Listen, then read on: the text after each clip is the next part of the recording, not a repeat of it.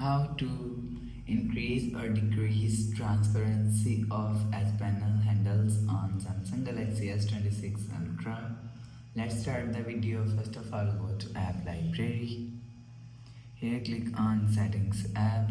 Now in setting, scroll down and click on display.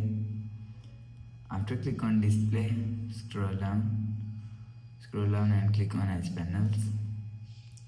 After click on edge panel, make sure turn on edge panel button. After turn on edge panel, click on handle and transparency is here. If you want to increase handle transparency, so you will increase transparency from here.